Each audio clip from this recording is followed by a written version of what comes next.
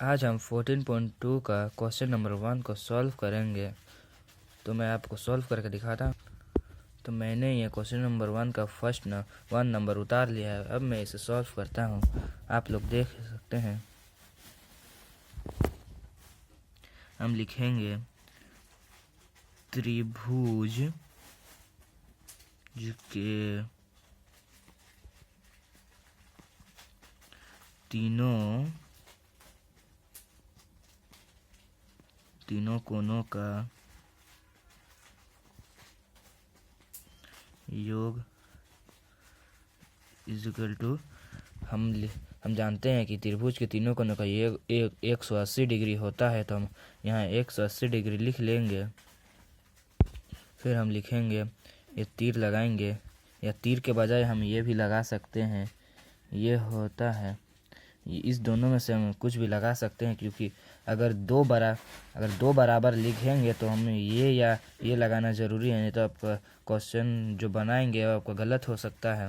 इसलिए हम ये तीर लगाएंगे। अब हम लिखेंगे कोण x प्लस ये है, फिर कोण y प्लस कोण z बराबर 180 डिग्री। अब हम इन सभी का मान बैठाएंगे।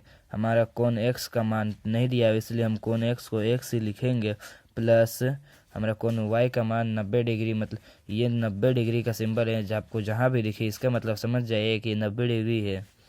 तो हम कोण y को 90 डिग्री लिख लेंगे। तो कोण z हमारा 60 डिग्री दिया हुआ है, तो हम 60 डिग्री लिख लेंगे।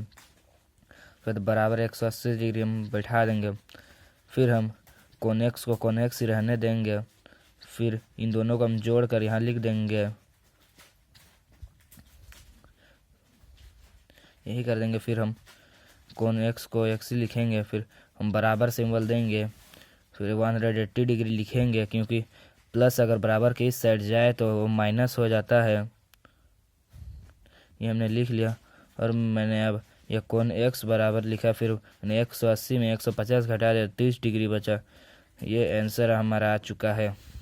आप लोग ये सभी याद कर लीजिएगा, क्योंकि माइनस बराबर के उधर जाने पर प्लस हो जाता है। मैं आपको ये सभी लिख कर बताऊंगा।